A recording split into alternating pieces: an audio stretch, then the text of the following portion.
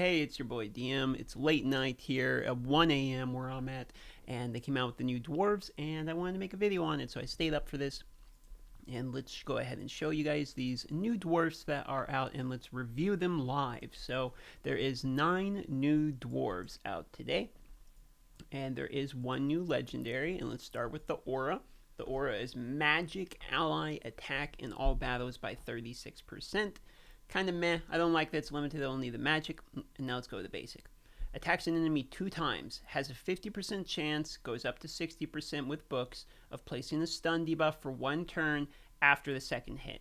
That means we're going to get 1 chance of applying the buff. So this is effectively when booked 60% chance of leaving stun after he taps him twice. Second move. She attacks 1 enemy, then attacks all other enemies with a second hit, dealing 60% of the damage inflicted from the first hit. This could be pretty good if paired with something like a stun set, maybe for CC. You could put stun set on her. She attacks, hits again, triggers the stun set effect. Perhaps with the AoE could be okay. And then she attacks all enemies again, 70% chance of placing a stun debuff for 1 turn. Places an HP debuff for 2 turns on enemies under stun debuffs. Places an extra hit on enemies not under stun debuffs. So once again, this might be actually a good person to put a stun set on, because if you get stun on them with this move and then you use this move, you get HP burn on them. And then she does also have a passive very similar to the Mountain King, where she stacks additional stats. So her champion's resistance is going to be increased for every time a stun debuff is placed on enemies, which is great, because if you do get that stun set on her once again, you'll be getting more resistance up. And then the champion's speed increases by 5 for each enemy currently under an HP burn debuff, which again, they need to be under stun in order to get the HP debuff. Now, it's for each enemy currently under an HP debuff, not each one she plays. So for that reason, maybe there's some synergy with other HP burn characters. Overall, I'm not terribly impressed with this character. I think that it's maybe a CC and damage combination character that is going to have some decent numbers, but also at the same time going to give you a little bit of utility with the stuns. That being said, I don't like characters that are utility characters that are also based upon a scaling attack, because you have to put too much stats into attack to make them hit hard. And if you're doing utility characters, typically you don't really care too much about the damage as much as you really care just about the pure utility side. So there's a little bit of a mismatch in synergy, but if she hits really, really hard, we don't know because we can't see the modifiers, but if she hits really, really hard, she might be really good for clearing through some of the dungeons quickly through the waves. Okay, moving on to Rearguard Sergeant here. This is an epic. It is a force epic. It attacks 1 enemy, 40% chance of placing a 60% decrease debuff for 2 turns. That's pretty good. That goes up to a 50% chance decrease debuff on the basics. Pretty good. And then this one attacks all enemies. It's down to only a 3 turn cooldown with a chance of putting decrease attack on them for 2 turns, and that chance can go up to 75% on the decrease attack, and it heals the champion by 25% of the damage inflicted. That's a pretty good move too.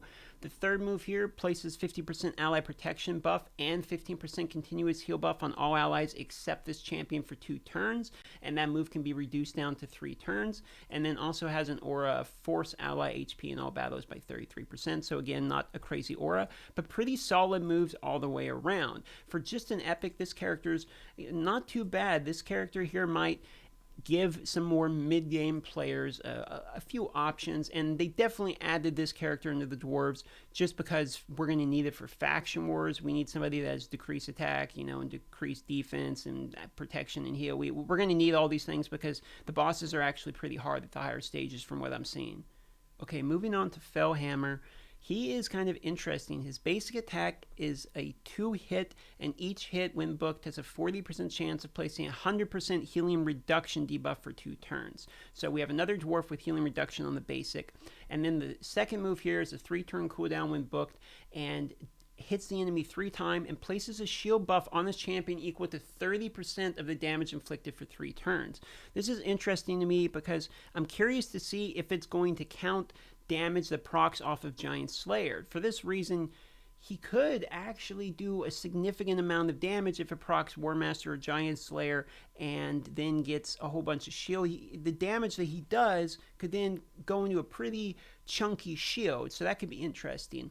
Now this is where his move is pretty good, I think, which is places a counterattack buff on this champion for 1 turn at the start of each round, and then continues to place that counterattack buff on the champion at the end of their turn, meaning he essentially always has a counterattack up unless someone removed it before the start or before the end of his next turn. He's always going to have a counterattack buff on. This is going to be a pretty good character if you pull him early, maybe for getting through the campaign, if you happen to get him on one of your early Void Shards, and he might not be too bad for kind of an early game player if you're really having difficulty with some of the early game stuff. He's probably going to help you with that. His aura is an ally attack in all dungeons too, so that's not a bad aura. That's pretty helpful.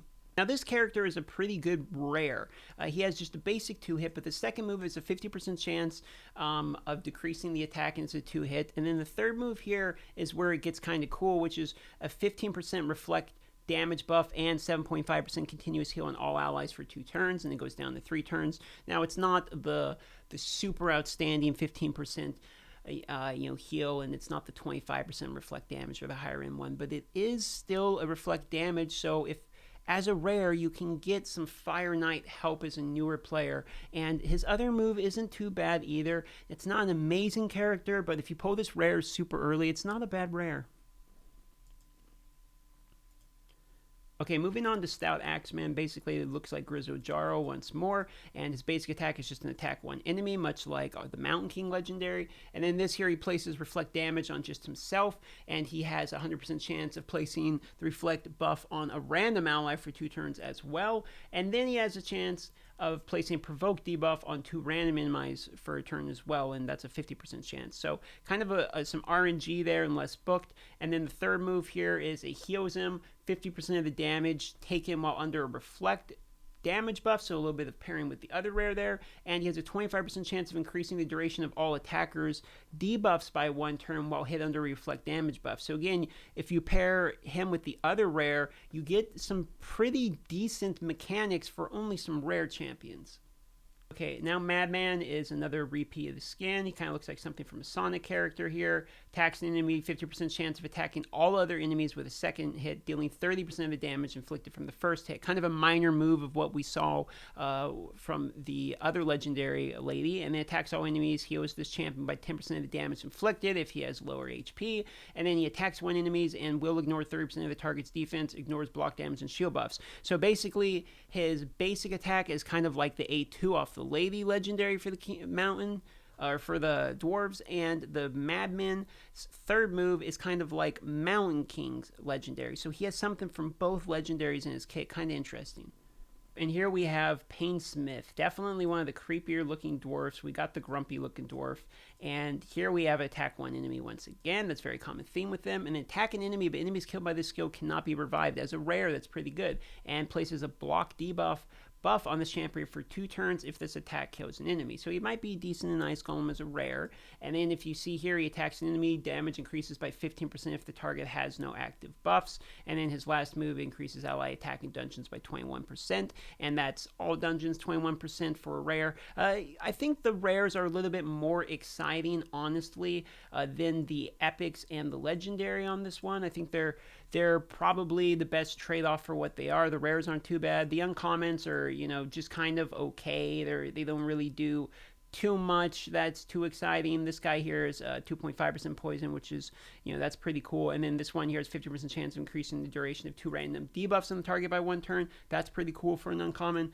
Other than that, the dwarves are just kind of okay. I wouldn't really put them as better than they used to be. I would say they're just kind of more of what they already are. In my opinion, is there any of these dwarves here that you should be super excited if you pull? I think that this character is probably one of the better epics under the dwarves now. This is one of the better epics. And this guy here is pretty interesting because always having a counter attack is pretty good. I would say this was a really good for a new newer players to pull, except that it's a void, so it's a little harder to get your hands on. But if you do pull them, there might be something here with this guy. We'd have to really test him out to see. Overall, there's nothing I'm really too excited for personally out of these. If I do pull any of them, I'm not going to be like, yay. I don't think that there's really anything here that would change my account if I pull any of these personally. But if you're a newer player and you pull them, maybe a couple of these are all right. I think the real big wins here are that these two rares, Runic Warder and Stout Axeman, when paired together, have some pretty good synergies just for being rare. I mean, those two rares plus the Void rare of Bulwark has good chances of decreasing debuff. So if you had like Bulwark plus these two rares plus like Outlaw Monk and Kell or something is like a real early game team, that's pretty solid, I would think, for an early game team. So not too bad there in the rares. Overall, the Dwarf faction's still pretty weak, and I do think that they're going to struggle when we get to the later stages of faction wars, so we'll have to see. Alright guys, well thanks for watching the video. Much appreciated you staying up late or waking up early with me, depending on if you're with me in the US or, you know, at the Ukraine or wherever you guys are from. So I love you all. Thanks for watching these videos, and we'll see you on the next one.